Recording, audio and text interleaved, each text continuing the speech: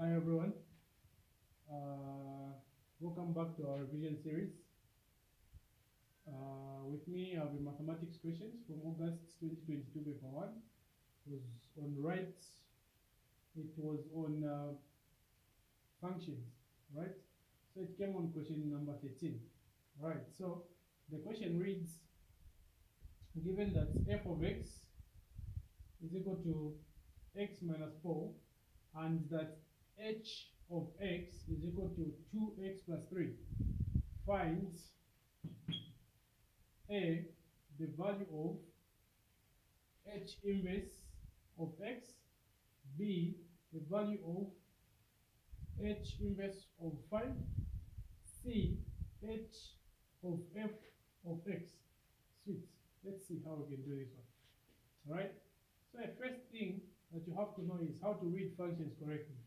So you're hearing, so this one, uh, f of x, this one is not fx, alright? This is f of x, alright?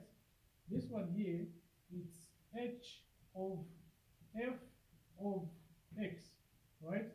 So the language is also important when you're dealing with functions, alright?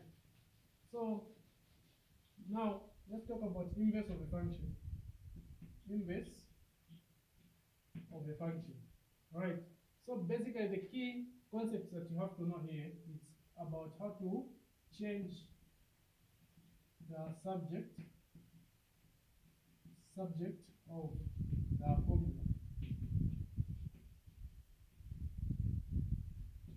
So this is one key concept that you have to know, because this is why. Let's see how we're going to solve that one. So the question is saying h inverse of x, alright? So we get our function h, that one, we write it the way it is, alright? That's 3, that's all. Then we want to make this exercise the subject of formula. So what we're going to do is we're going to substitute these parts with any letter. I prefer we use y, okay? Y is equal to this, alright? So from here now, we're going to make this x a subject of formula, alright? So what do? You can interchange their directions so that you have this.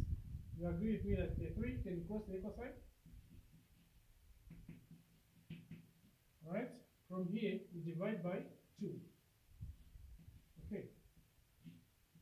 Now going to remain with x is equal to y minus 3 over 2, right? So now you've made your x a subject, but then there's y this time, right? In the question, you've not been given y. So this parameter is just helping us to actually put this in the subject position, right? So what we do now, when you're writing this function, because this is the inverse, you retain the x that you've hidden here, right? So this is going to be h inverse of x, right? There's x here. There's no way you're going to use y in your equation. So it's going to be, why there's y again, you put x. The x, remember, was just helping us to make x a subject of formula, right? So we have x minus 3 over 2, okay? So this is going to be our answer for here. So we say this is A, right? How are we going to solve B? B says h inverse of 5. What it means here, where there is x here, we'll be putting 5. And where there is x here, we'll be putting 5. So it's very simple. So B is going to be h inverse of 5. Right? We already have this expression here, not so? This equation here. So this is going to be, where there is x, put 5 there, right? Over 2 like that. So when you simplify, what do you get? Something like 2 over 2. So that you get what? 1.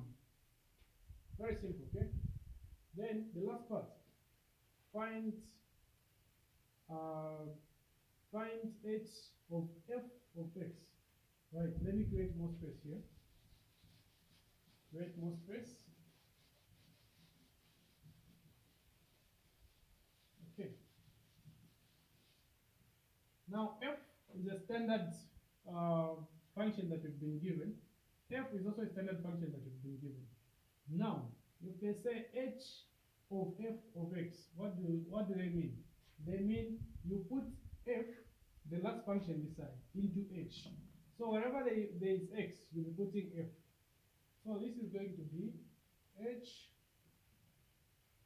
of f of x, right? This is what it means initially. So while there's x in the function, that one, you'll be putting the entire function of f, right? So let me just put h first, so that you see what I'll be doing. So h is 2x plus 3, right? So while there's x here, I'll be putting the entire function of f, right? Because they're asking us to find this one. So what we're going to do is, this means this, okay, is going to be 2. While there's x, I'm putting the entire function, this one, right? What is the function? It's here, right? That's this one. That's what? 3 here. So just changing this part. That's why there's x, right? So from here, we do our expansion here. We're going to have 2x minus 8 plus 3, right? This is nothing but 2x minus, these are different signs, so subtract and maintain the sign from the bigger number, right? So this is going to be our answer here. This is going to be our answer here. But it is also key to note that h of f of x is not equal to f of h of x. Alright.